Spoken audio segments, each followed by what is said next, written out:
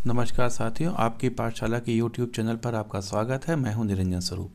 साथियों, 3 या 4 दिन पहले कर्नाटक के मुख्यमंत्री सिद्धारमैया जी के बेटे यतींद्र सिद्धारमैया ने कांग्रेस की अपनी चिर परिचित हिंदू विरोधी नीति के अंतर्गत एक बयान दिया है। उन्होंने क्या कहा? उन्होंने कहा बीजेपी और आरएसएस देश के सेक्युलरिज्म के लिए खतरा है, क्योंकि ये लोग इस देश को हिंदू राष्ट्र बनाना चाहते हैं और हमें ऐसा नहीं होने देना है, क्योंकि यदि ऐसा हुआ तो भारत के हालात भी पाकिस्तान और अफगानिस्तान जैसे हो जाएंगे। अब इन महाशय के मानसिक दिवालियेपन या दोगलेपन और हिंदू विरोधी, सनातन विरोधी गंदी मानसिकता को देखिए। इस देश में सैकड़ों साल से सनातनी हिंदू समाज ने कभी भी किसी के साथ उसके मजहब, पंथ इत्यादि के आधार पर कोई अत्याचार या कोई किसी प्रकार की नफरत नहीं करी।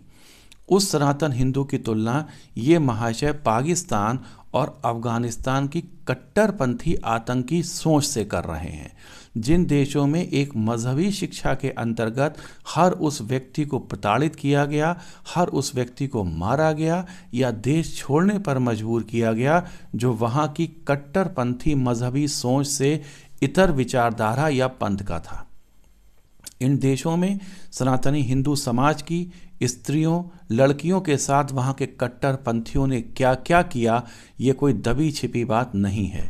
यतींद्र सिद्धारमैया और कांग्रेस की सोच किस प्रकार से कट्टरपंथियों और आतंकवादियों के साथ है, इसका जीता जागता उदाहरण हमने कश्मीर में हिंदुओं और पंडितों के नरसंहार, उनकी महिलाओं के साथ खुली सड़कों पर किए गए सामूहिक बलात्कार के रूप में देखा है।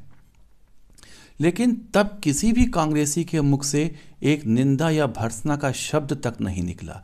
ये सब उन लोगों की नज़र में एक उदारता थी, सहिष्णुता थी, आपसी भाईचारा था, गंगा जमनी तहजीब थी।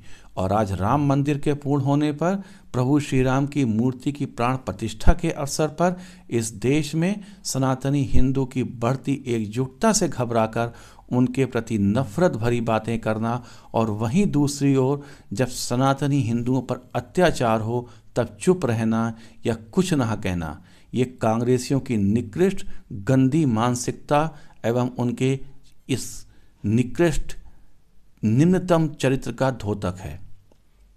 मैं अब आपके समक्ष अप्रैल 2021, आज से लगभग 3 वर्ष पहले तमिलनाडु की एक ऐसी घटना को आपके सामने रखना चाहता हूं, जिससे ये सिद्ध होगा कि किस विशेष वर्ग का यदि भारत पर शासन हुआ तो कौन किस पर अत्याचार करेगा अपनी कट्टरपंथी मजहबी सोच के कारण। और इस घटना पर मद्रास हाई कोर्ट ने भी नाराज़गी अपने आदेश में जताई। और इस कट्टरपंथी आतंकी मजहबी सोच पर ना तो कोई कांग्रेसी कुछ बोला, ना देश में लेफ्ट लिबरल गैंग जो वास्तव में मेरी नज़र में तालिबानी आईएसआईएस के आतंकियों से भी ज़्यादा खतरनाक है, कुछ बोला। साथियों, इस घटना को अगर आप सुनेंगे तो चकित रह जाएंगे।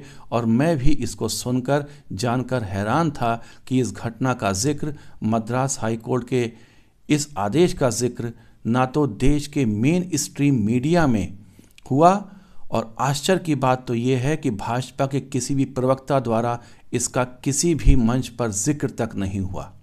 मेन स्ट्रीम मीडिया से मेरा मतलब ये है, जिस तरीके से इस घटना पर एडिटोरियल्स लिखे जाने चाहिए थे, पेपर्स के फ्रंट पेज पर इस न्यूज़ को दिखाना चाहिए था, वो नहीं दिखाया गया। कुछ पेपर्स में एक आम न्यूज़ की तरह इस न्यूज़ को छापा गया। मैंने अपने डिस्क्रिप्शन में वो लिंक्स आपके समक्ष रख दूंगा, जिससे आप उस पर क्लिक करके उनको खबरों को पढ़ सकते हैं। साथियों, तो घटना है ये है कि तमिलनाडु का एक ज़िला है बेलम वल्लूर। इस ज़िले में एक गांव है तलादुर गांव। इस गांव में एक समय हिंदू बहुसंख्यक थे आबादी में, और कुछ संख्या में मुस्लिम समाज के लोग थे। हर व्यक्ति, हिंदू हो मुस्लिम हो, अपनी प्रथा मान्यता के अनुसार पूजा पाठ, नमाज इत्यादि करता रहता था। किसी को किसी से कोई एतराज़ नहीं था। वो अपने पर्व मनाता था, अपने त्यौहार मनाता था। परंतु धीरे धीरे ये गांव हिंदू अल्पसंख्यक और मुस्लिम बहुसंख्यक हो गया। इस गांव में हिंदुओं के 3 मंदिर हैं, जिसमें हिंदू दशकों से अपने त्यौहार मनाते रहे हैं। ये क्रम वर्ष 2011 तक जारी रहा। इसके बाद इस गांव के मुस्लिम समाज ने ये कहना शुरू कर दिया कि इस गांव में हम मुस्लिम बहुसंख्यक हैं, अतः हमारी मान्यता के अनुसार हिंदुओं को अब अपने त्यौहार एवं पर्व सार्वजनिक रूप से मनाने पर रोक होनी चाहिए, क्योंकि हमारे मजहब में मूर्ति पूजा मना है। ये विवाद निचली अदालत में गया, वहाँ से मद्रास उच्च न्यायालय की सिंगल जज की बेंच में गया और फिर वहाँ से मद्रास उच्च न्यायालय की डिवीज़न बेंच में गया। ये खबर, जैसा मैंने पहले कहा था, ना तो टीवी चैनलों पर, ना हर अखबार में प्रकाशित हुई और ना ही भाजपा के किसी भी प्रवक्ता द्वारा ज़ोर शोर से उठाई गई। ये मद्रास उच्च न्यायालय का फैसला ऐतिहासिक महत्व का है। क्यों ऐतिहासिक महत्व का है, आइए अब उसे समझते हैं। वर्ष 2011 तक इस गांव में 3 मंदिरों में हिंदू अपना पर्व मनाते आ रहे थे, परंतु वर्ष 2012 में इस गांव के मुस्लिम समुदाय के लोगों द्वारा इस पर ऐतराज किया गया तो हिंदू पक्ष अदालत में गया। इस पर मामला सर्वप्रथम संभागीय राजस्व अधिकारी की कोर्ट में गया और उसने फैसला दिया कि ये त्यौहार मनाते जाते रहेंगे, परंतु उस पर कुछ प्रतिबंध लगा दिए कि जैसे ये आप नहीं करेंगे, ये नहीं होगा, वो नहीं होगा और अपने त्यौहार मनाते रहिए, इत्यादि इत्यादि। और उन प्रतिबंधों के साथ हिंदू पक्ष को अपने त्यौहार मनाने की इजाज़त दे दी। इस पर मुस्लिम पक्ष नहीं माना और इन हिंदू त्योहारों को रोकने के खिलाफ वो मद्रास उच्च न्यायालय की सिंगल बेंच में आया। सिंगल बेंच ने निचली अदालत के फैसले को बरकरार रखा और उन्हीं कुछ प्रतिबंधों के साथ हिंदू त्योहारों को मनाने की इजाज़त पुनः दे दी। अब उसके बाद पुनः ये आदेश मद्रास उच्च न्यायालय की डिवीज़न बेंच में चैलेंज किया गया। वहाँ 2 जजेस थे। इस पर डिवीज़न बेंच के न्यायाधीश ने बहुत कड़ा और गंभीर रुख अपनाते हुए सख्त टिप्पणियां करी। बेंच ने अपने ऑर्डर को 7-8 पॉइंट्स में क्रमबद्ध किया है, जो आप मद्रास उच्च न्यायालय के वेबसाइट पर जाके देख सकते हैं। मैं डिस्क्रिप्शन बॉक्स में उस रिट पिटीशन का नंबर और डेट भी डाल दूंगा। डेट है 4 अप्रैल 2021। बेंच ने कहा इस प्रकार की असहिष्णुता को एक खतरनाक संदेश माना जाएगा और कहा कि यदि यही कार्य हिंदू समाज करने लग गया या करने लगे कि हम जहां रहते हैं वहां अन्य मजहब या पंथ के लोग कोई त्यौहार नहीं मना सकते, तो देश में कैसी अराजकता की स्थिति उत्पन्न हो जाएगी। दंगे होने लगेंगे, खून खराबा तक हो सकता है। जब देश पंथ निरपेक्ष है तो इस प्रकार की मानसिकता को कैसे इस देश में इजाज़त दी जा सकती है। वर्ष 2012 से 15 और वर्ष 2018 के बाद हिंदुओं के पर्व त्योहारों और धार्मिक जुलूसों पर जो प्रतिबंध लगे हैं उन पर मद्रास उच्च न्यायालय ने ये कहा कि 1920 का म्यूनिसिपैलिटी एक्ट है, उसकी धारा 180A है। उसके अनुसार किसी भी क्षेत्र की हर सड़क पर, हर गली पर वहाँ के रहने वाले लोगों का समान अधिकार है, चाहे वो किसी मजहब के हों, किसी पंथ के हों, वो बहुसंख्यक हों अथवा अल्पसंख्यक हों। उनको अपने पर्व त्योहार मनाने, जुलूस निकालने का पूरा अधिकार है। कोई भी धार्मिक जुलूस हर सड़क, हर गली से बिना किसी रोक टोक के निकाला जा सकता है। इस धार्मिक जुलूस को किसी भी सड़क या गली से निकलने से केवल इसलिए नहीं रोका जा सकता कि कोई विशेष मजहब का व्यक्ति, समुदाय उस पर रहता है, व्यापार करता है या अथवा उसका कोई मजहबी पूजा का स्थान है और उसे कुछ अन्य मान्यताओं से परहेज है। मद्रास उच्च न्यायालय ने इस पर आश्चर्य किया कि कैसे इस बात की मांग भी करी गई कि चूंकि इस गांव में मुस्लिम बहुसंख्यक हो गए हैं, अतः वहां पर हिंदू समुदाय अपने पर्व त्यौहार नहीं मना सकता और धार्मिक जुलूस नहीं निकाल सकता। मद्रास हाईकोर्ट की डिवीज़न बेंच ने यह कहा कि 3 दिन का हिंदुओं का ये पर्व एवं उस पर निकलने वाला जुलूस हर गली व हर सड़क से निकल सकता है, और तीसरे दिन के लिए खुद हिंदू पक्ष ने कहा कि हम सड़कों पर हल्दी मिले पानी का छिड़काव करते हैं, वो नहीं करेंगे। तो डिवीज़न बेंच ने इस पर कोई भी निर्णय नहीं दिया। कहा चूँकि हिंदू पक्ष खुद ही इस पर तैयार है तो हमारे निर्णय देने का इस पर कोई औचित्य नहीं है।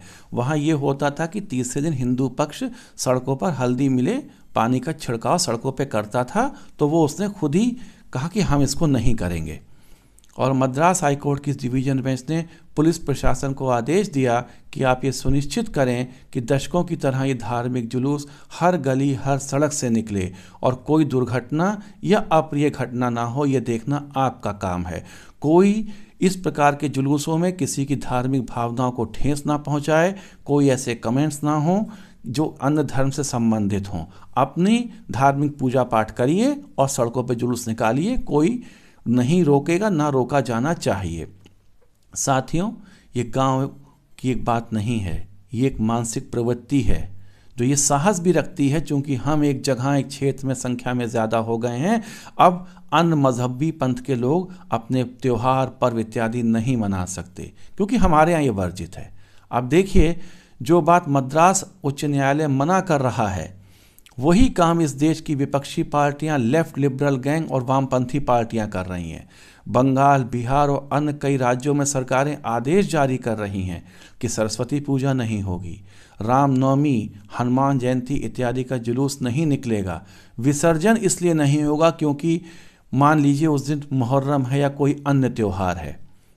ये स्थिति सरकारी संरक्षण और मान्यता के कारण और ज़्यादा खतरनाक है। ये क्यों होना चाहिए? क्योंकि एक मज़हब का कोई पर्व है तो क्या अन्य मज़हब या धर्मों के पर्वों को प्रतिबंधित कर दिया जाएगा? हर मज़हब, हर पंथ या हर धर्म अपने अपने पर्व त्यौहार मनाए, शांति से मनाए। दूसरे मज़हब पंथ के त्योहारों पर्वों का अपमान करे बिना मनाए, उनका सम्मान करते हुए मनाए। इस खतरनाक मानसिकता को अगर अभी ख़त्म नहीं करा गया तो ये देश को कहाँ ले जाएगी, ये भगवान ही जानता है, या शायद भगवान भी ना जानता हो। साथियों, वहीं उस समय अयोध्या के पास एक गांव के लोगों ने, जहां 90% सनातनी हिंदू रहते हैं, उन्होंने एक मदरसे के शिक्षक को, एक रिटायर्ड मौलवी जी को अपना ग्राम प्रधान चुना। तो साथियों, कांग्रेस के लोगों, देखो इन दो घटनाओं को, यतीन्द्र सिद्धारमैया, देखिए इनको और सोचिए इन दो प्रवृत्तियों को कि एक कहती है हम संख्या में ज़्यादा हो गए हैं तो तुम अपने पर्व त्यौहार हमारे गांव क्षेत्र में नहीं मना सकते, और दूसरी प्रवृत्ति बहुसंख्यक होते हुए भी एक अल्पसंख्यक को अपना ग्राम प्रधान या यूं कहिए कि नेता चुन लेती है। ये धर्म की विस्तारवादी नीति सनातन धर्म की नहीं है। सनातन धर्म ने कभी तलवार के जोर पर या फोर्स कन्वर्जन के बल पर अपनी विस्तारवादी नीति को आगे नहीं बढ़ाया। ईरान, अफगानिस्तान, पाकिस्तान इत्यादि देशों से इसी प्रवृत्ति, इसी सोच ने पारसियों को, हिंदुओं को वहाँ से मारा, भगाया। ज़रूरत इस प्रवृत्ति का विरोध करने की है, इसके खिलाफ आवाज़ उठाने की है। साथियों, ज़रा सोच के देखिए एक पल के लिए, यदि उल्टा हो गया होता।